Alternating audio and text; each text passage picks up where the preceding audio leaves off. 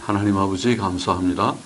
기독교 윤리 주제를 계속해서 또 강의하며 또 나누기를 원하오니 하나님께서 은혜 주시고 성령님 우리 가운데 계셔서 부족한 종의 심령과 입술을 주장하시고 또 함께 말씀을 나누는 이들의 심령에 은혜를 주셔서 다 유익하며 하나님께서 성경에 가르치신 교리와 윤리의 두 기둥 가운데 지금 윤리의 문제, 우리의 생활 교훈의 문제를 말씀에 입각해서 정리하고 또 그것이 우리의 삶에 적용되어서 온전함을 이루게 도와주시기를 원하옵고 감사하며 예수님의 이름으로 기도하옵나이다.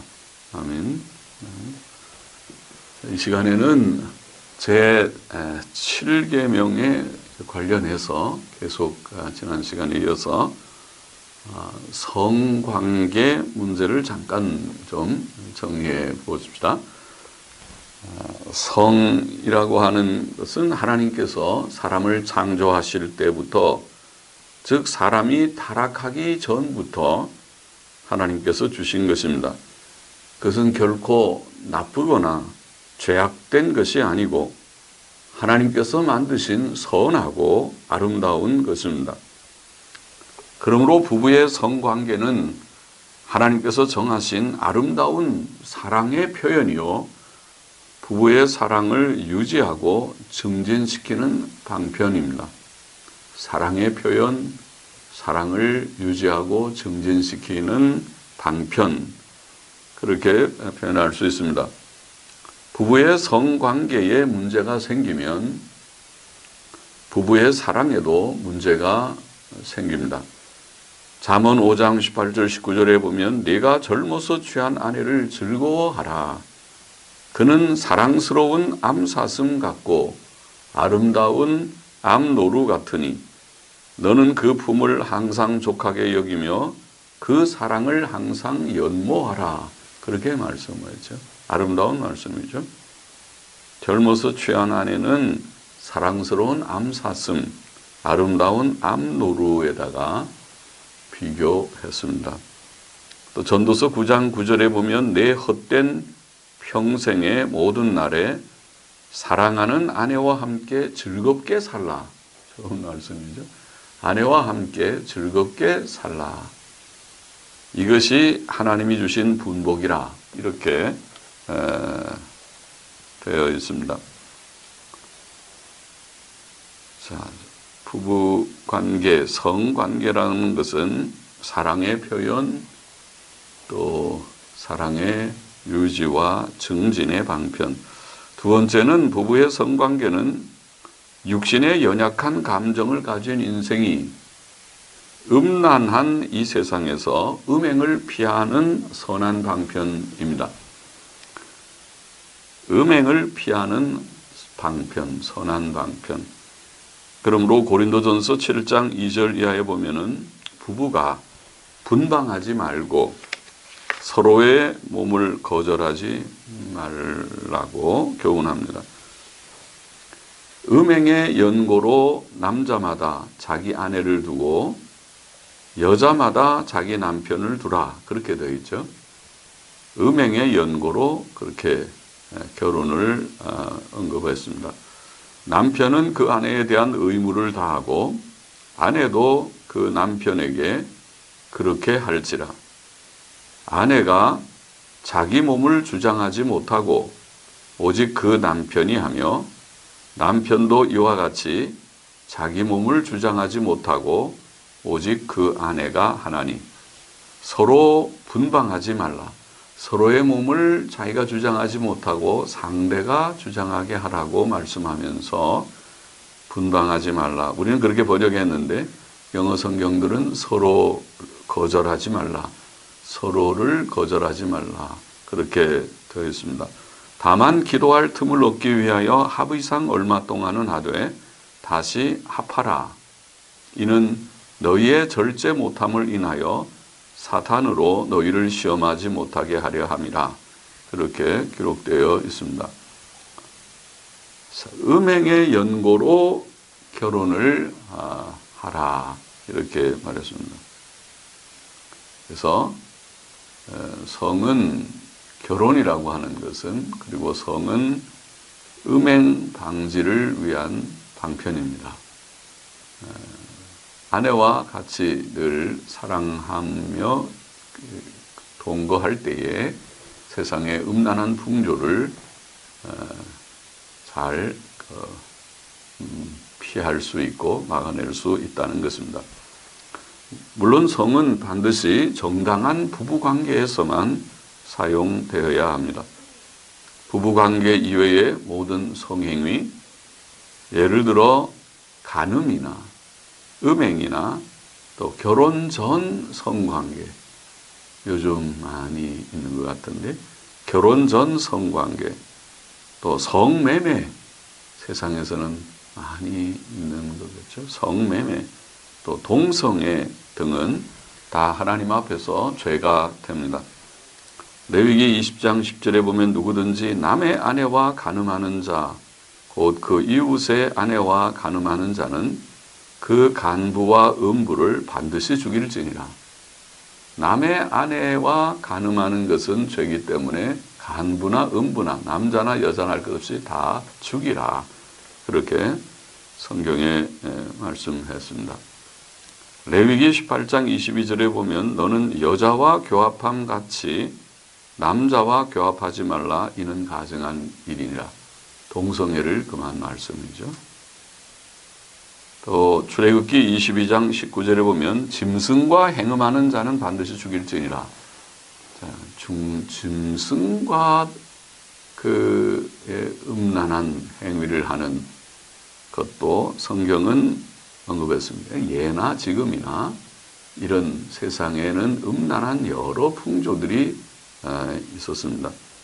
레위 18장 23절에 보면 너는 짐승과 교합하여 자신을 더럽히지 말며 여자가 된 자는 짐승 앞에 서서 그것과 교접하지 말라. 이는 문란한 일이라고 기록되어 있습니다. 성은 반드시 부부관계에서만 사용되어야 한다. 또 성은 부부관계에서만 허용되므로 은밀함이 유지되어야 할 것입니다. 은밀하게 사용되는 것이, 그것이 정상적이고 성경적입니다. 오늘날 남녀의 키스, 애무, 성행위까지 영화나 인터넷 동영상으로 표현되고 공개되는 풍조는 한마디로 사람의 죄악된 감정을 자극하는 죄악된 음란 풍조입니다. 죄악된 음란 풍조입니다. 소위 성인 영화는 하나님 앞에서 다 음란물로서 그것은 세상을 더욱 음란한 세상으로 만드는 사탄의 도구로 사용되고 있습니다. 그러므로 성도는 어른이나 아이나 이런 풍조를 대적하고 그를 미워하고 깨어 대처해야 할 것입니다. 우리가 우리 자신과 우리 자녀들을 이런 풍조로부터 멀리하지 않으면 우리는 죄 가운데 빠지게 될 것입니다. 또 성 문제에 있어서 한 가지 첨가할 교훈은 절제에 대한 것입니다. 성은 아름답고 좋은 것이지만 하나님의 영광과 우리 자신의 유익을 위해 절제가 필요합니다. 절제는 금욕을 의미하는 것이 아닙니다. 금욕은 성행위를 완전히 끊는 것을 의미하지만 절제는 필요하다고 판단되는 조건 아래서 그것을 끊는 것을 의미합니다. 금욕은 그런 은사를 받은 자에게만 가능하지만 절제는 모든 성도에게 요구됩니다. 성도에게는 하나님께서 첫째이시고 하나님께서 주신 부부의 사랑은 둘째이므로 성도가 너무 육신의 즐거움에 빠져서 경건 생활이나 봉사에 지장을 가져서는 안 될 것입니다. 무엇이든지 지나친 것은 죄가 됩니다. 성도는 모든 일을 하나님의 영광을 위해 절제할 수 있어야 합니다. 고린도전서 6장 12절 13절에 보면 모든 것이 내게 가하나 다 유익한 것이 아니요 모든 것이 내게 가하나 내가 아무에게든지 제재를 받지 아니하리라. 식물은 배를 위하고 배는 식물을 위하나 하나님이 이것저것 다 패하시리라. 몸은 음란을 위하지 않고 오직 주를 위하며 주는 몸을 위하시느니라. 우리가 모든 것이 다 가할지라도 그것을 스스로 절제할 수 있을 때 절제함으로써 주를 위하는 삶을 살아야 된다. 또 고린도전서 9장 25절에 보면 이기기를 다투는 자마다 모든 일에 절제하나니 귀한 교훈의 말씀이죠. 우리가 늘 마음에 새겨야 할 교훈입니다. 이기기를 다투는 자마다 우리가 다 이기기를 원하죠. 영적 싸움, 영적 전투와 같은 신앙생활의 이 여정에서 승리하기를 원하는데 이기기를 다투는 자마다 모든 일에 절제하나니 옳습니다. 절제가 승리의 비결이다. 저희는 썩을 면류관을 얻고자 하되 우리는 썩지 아니할 것을 얻고자 하노라. 그렇게 말씀했습니다. 그래서 성 문제에 있어서 우리가 절제에 대한 것도 기억해서 다 유익된 아름다운 부부의 관계, 부부의 생활 도 되어야 하겠습니다. 자, 그 다음 우리 주제를 좀 보고 싶다. 이혼, 별거, 재혼 그런 문제. 결혼에 관련해서 이제 7계명에 관련해서 결혼 문제와 더불어서 그 다음에 발생하는 또 중요한 그런 주제이죠. 이혼 문제, 별거 문제, 재혼 문제. 점점 현대 사회에 그런 일들이 많고 서양은 그런 일들이 너무 벌써 만연했다고 할까 그러고 우리나라도 뒤따라가는 것 같이 많은 그런 일들이 발생하고 있다고 보입니다. 자, 결혼은 하나님께서 정하신 신성한 제도입니다. 그것은 일평생 동안 유지되어야 할 관계의 시작입니다. 그러나 오늘날 여러 가지 이유로 이혼이 많이 이루어지고 있습니다. 이혼은 가능한 것인가? 가능하다면 그것은 어떤 경우에 가능한 것인가? 또 별거는 바람직한 것인가? 또 이혼한 성도는 재혼할 수 있는가? 자, 이런 문제도 성경적으로 한번 정리해 볼 필요가 있습니다. 일반적으로 말해 결혼은 일평생 동안 유지하고 성실히 지켜야 할 언약관계라고 앞에서 결혼의 주제를 말할 때에 언급한 바가 있습니다. 사람은 결혼을 할 때도 신중히 해야 하지만 결혼한 후에도 그 결혼 관계를 성실히 지켜야 합니다. 이러므로 하나님께서는 이혼을 미워하십니다. 말라기 2장 16절에 말씀했죠. 여호와가 이르노니 나는 이혼하는 것과 학대로 옷을 가리우는 것 자를 미워하노라. 학대로 옷을 가리운다. 좀 말이 조금 어려워 보이지만 옛날 영어 성경은 반대로 옷으로 학대를 가리운다. 그러니까 학대하면서 학대를 옷으로 학대 안 하는 것처럼 이렇게 감춘다. 그런 뜻이겠죠. 옷으로 학대를 가리우는 자를 미워하노라. 이렇게 되어 있습니다. 마태복음 19장 6절 말씀에 그런즉 이런즉 이제 둘이 아니요 한 몸이니 그러므로 하나님이 짝지어 주신 것을 사람이 나누지 못할지니라. 결혼은 하나님께서 짝지어 주신 것이고 그것을 사람이 나누어 이혼하는 것은 옳지 않다. 하나님께서 그것을 기뻐하지 않으시고 미워하신다. 그것이 성경의 말씀이죠. 그러면 이혼은 어떤 경우에도 불가능합니까? 그렇지는 않다고 봅니다. 물론 성격적 혹은 인격적 결함이 없는 사람이 없는데 성격의 결함, 어떤 인격의 결함 때문에 혹은 경제적 문제로 너무 어렵거나 또 빚을 졌거나 해서 이혼한다든가, 질병이나 상대가 병이 있기 때문에, 또 자녀를 낳지 못하기 때문에, 동양에서 들어 우리나라에서 그런 일이 있지요. 집안 상호 간의 문제가 있어서 집안 간의 갈등 때문에 등이 이혼에 합당한 이유가 될 수는 없습니다. 그러나 다음 몇 가지 경우는 이혼에 합당한 경우일 것입니다. 첫째로 상대가 간음을 행했을 경우입니다. 마태복음 5장 32절에 보면 주께서는 이렇게 말씀하셨죠. 나는 너희에게 이르노니 누구든지 음행한 연고 없이 아내를 버리면 이는 저로 간음하게 함이요. 이런 말씀이죠. 음행한 연고 없이 아내를 버리면 이는 저로 간음하게 함이요. 마태복음 19장 9절도 내가 너희에게 말하노니 누구든지 음행한 연고 외에 아내를 내어버리고 다른 데 장가드는 자는 간음합니다.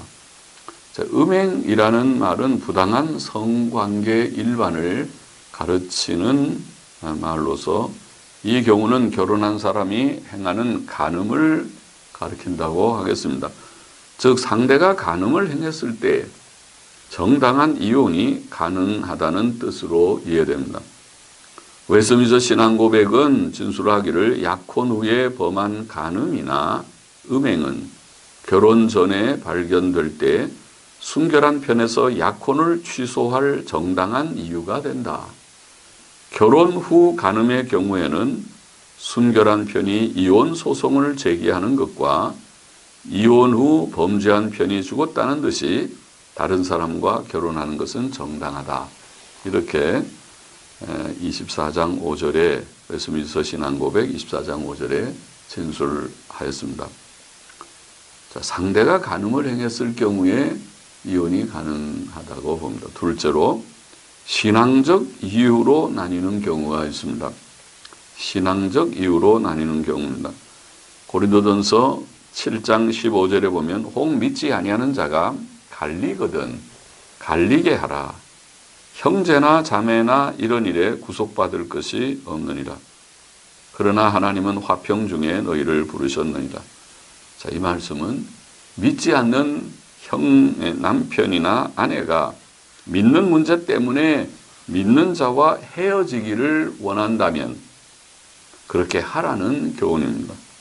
하나님과의 관계는 가족 관계보다도 더 중요합니다.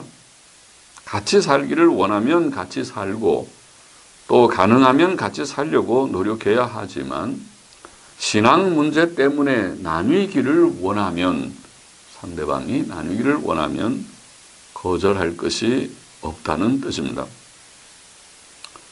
신앙적 이유가 있고 셋째로 고의적으로 상대를 버린 경우입니다. 이것은 남편 혹은 아내가 일방적으로 상대를 버리고 떠난 경우입니다. 이것은 버림을 받은 쪽의 문제가 아닙니다.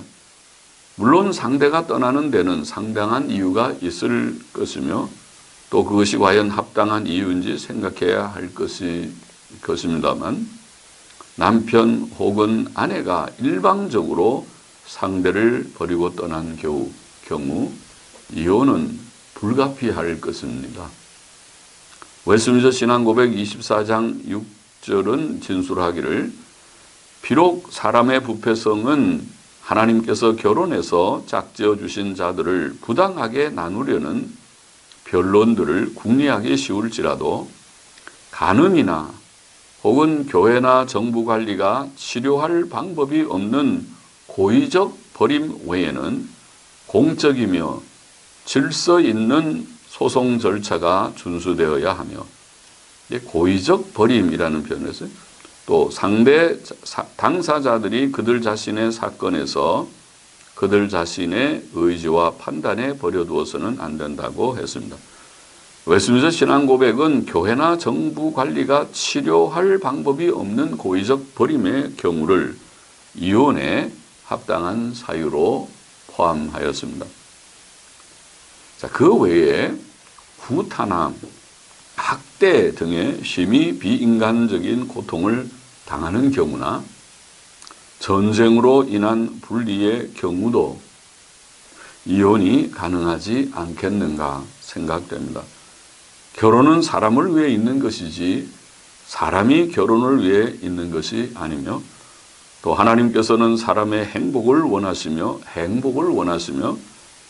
사람의 큰 심적, 육적 고통을 동정하시기 때문에 극히 부득이한 경우 가능하리라고 봅니다. 이와 같이 이혼은 원칙적으로 없어야 하지만 앞에서 말한 바와 같이 부득이 몇 가지 경우 가능하다고 봅니다. 그렇지만 이혼은 사사로이 당사자들에게 맡겨져서는 안 되고 교회와 사회의 합법적 절차를 따라 이루어져야 할 것입니다. 앞에 인용한 신앙고백의 진술대로 그것을 위해 공적이며 질서 있는 소송 절차가 준수되어야 하며 당사자들의 의지와 판단에 버려두어서는 안 됩니다. 부부가 별거하는 문제, 별거의 문제도 이혼의 원리와 비슷합니다. 부부의 별거는 바람직하지 않습니다. 하나님의 정하신 결혼 이유들 중에는 음행의 방지라는 이유가 있습니다. 고린도전서 7장 5절에 서로 분방하지 말라. 다만 기도할 틈을 얻기 위하여 하부 이상 얼마 동안은 하되 다시 합하라. 이는 너희의 절제 못함을 인하여 사탄으로 너희를 시험하지 못하게 하려 함이라. 그러므로 부부는 이 악하고 음란한 세상에서 시험에 떨어지지 않도록 항상 함께 있어야 하고 그것이 정상적인 생활입니다. 그러나 이혼의 경우와 같이 부득이한 경우 부부의 별거는 가능할 것입니다. 사도 바울은 교훈하기를 혼인한 자들에게 내가 명하노니 명하는 자는 내가 아니요 주시라. 여자는 남편에게서 갈리지 말고 나뉘지 말라는 것이죠. 만일 갈릴지라도 그냥 지내든지 다시 그 남편과 화합하든지 하라. 남편도 아내를 버리지 말라고 하였습니다. 또 갈릴지라도 그냥 지나든지 하는 별거를 하지만은 이혼 상태에 떨어지지는 말라는 그런 뜻이겠죠. 또 잠언의 세 구절들은 별거에 대해서 말하고 있습니다. 잠언 21장 9절에 보면 다투는 여인과 함께 큰 집에 사는 것보다 움막에 혼자 사는 것이 나으니라.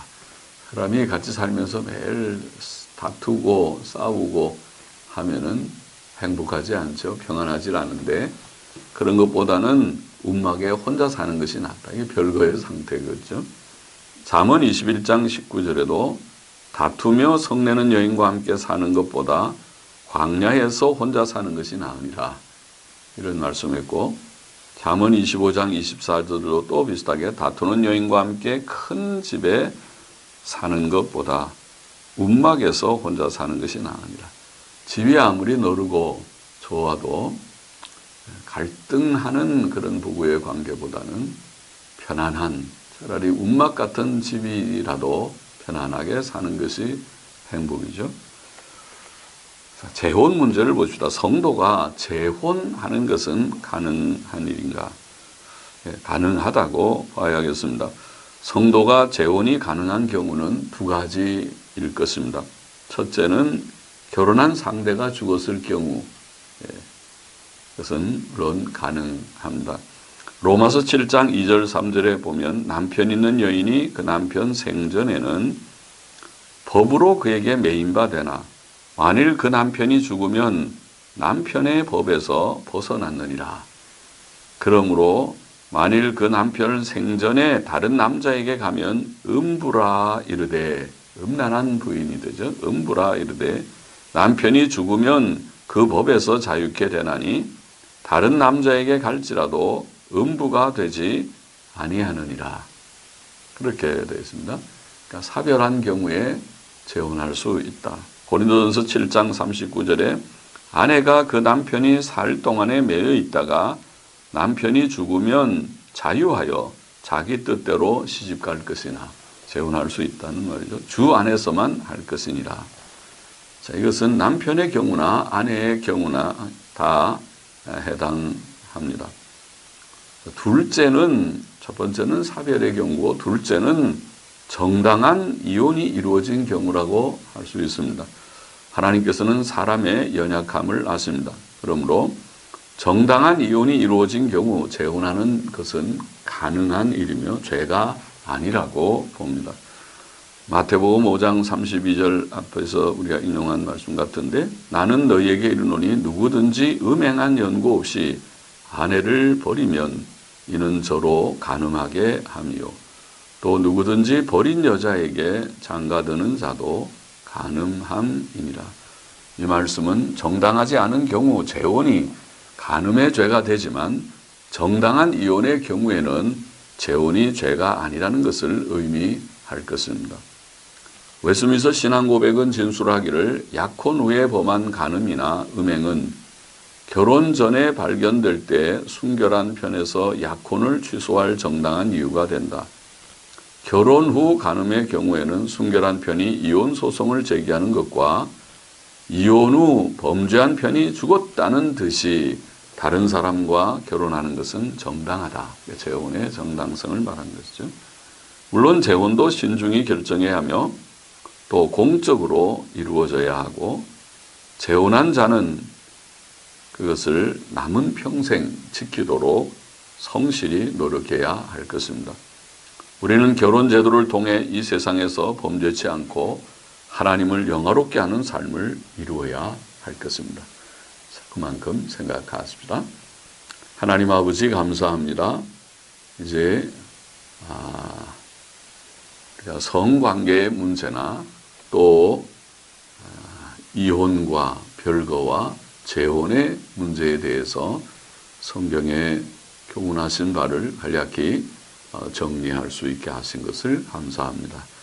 다 주님 창고에서 우리가 하나님 앞에 아름다운 가정을 이루고 아름다운 부부가 되고, 또 주님 결혼을 잘 유지할 수 있는, 할 수 있는 대로 이혼하거나 별거하거나 하지 않고 결혼 관계를 잘 유지하고, 부득이 이혼할 경우에도 합당한 그런 이유와 또 절차를 따라서 하게 하시고, 모든 일들이 합력하여서 하나님 앞에 영광이 되고 영광 가려우지 않고 우리에게 유익한 모든 일들이 되도록 하나님이여 주의 백성들을 긍휼히 여겨주시고 구원받은 성도들의 삶을 주장하여 주옵소서. 저희들의 삶을 주장하여 주옵소서. 예수님의 이름으로 기도하옵나이다. 아멘.